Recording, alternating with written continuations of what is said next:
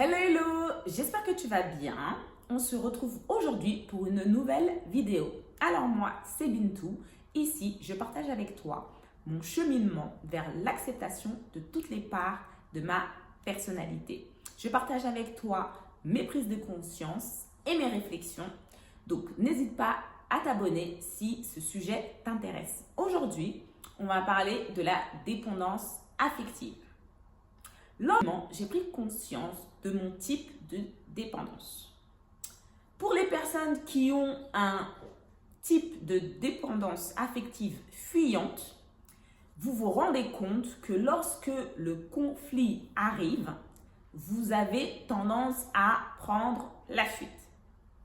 C'est parce que votre cerveau a construit sa réalité entre l'âge de 0 à 7 ans. Donc, pendant cette période, il y a sans doute eu des conflits et la manière dont vous vous protégiez était de prendre la fuite. Allez vous retrouver dans une pièce où vous vous sentiez mieux.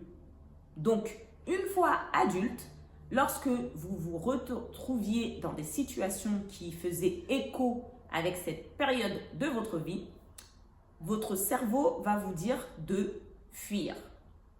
Et je me rends compte que ce comportement influe aussi sur ma manière de vivre et sur mon comportement. Pour les personnes qui sont fuyantes, lorsque l'on se retrouve dans une zone dangereuse, ce que l'on fait, c'est qu'on coupe les ponts. Mais ce n'est pas forcément contre l'autre, mais l'isolation permet de se sentir en sécurité. Je me rends compte finalement que même dans la vie de tous les jours, ce mode de vie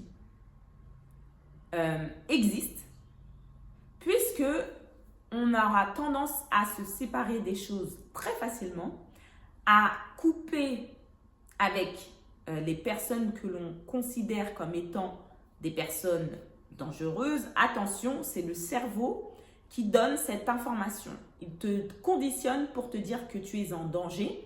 Donc, il va te proposer des mesures correctives. Mais il faut savoir aussi faire face au lieu de prendre la fuite. Mais c'est-à-dire qu'il va falloir reconditionner son cerveau pour lui dire attention, avant tu te sentais en danger, mais la situation actuelle ne présente pas de danger. Donc, il vaut mieux avoir une conversation désagréable pendant 1 ou 2 minutes plutôt que de se retrouver à prendre la fuite.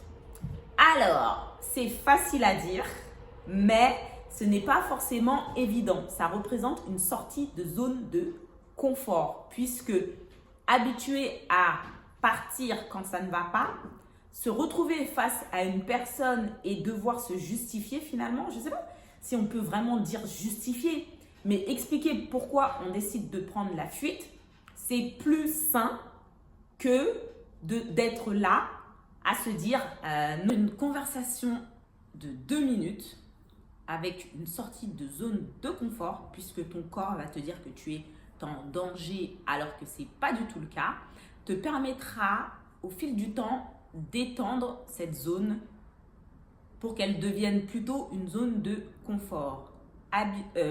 Faire preuve de diplomatie, apprendre la diplomatie, parler, essayer d'être vulnérable et expliquer à l'autre pourquoi tu as tendance à fuir.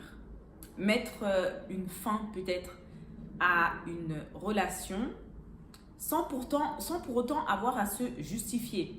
C'est vraiment être factuel, donner des faits et ne pas être dans les émotions. C'est un exercice que je dois moi-même apprendre à appliquer.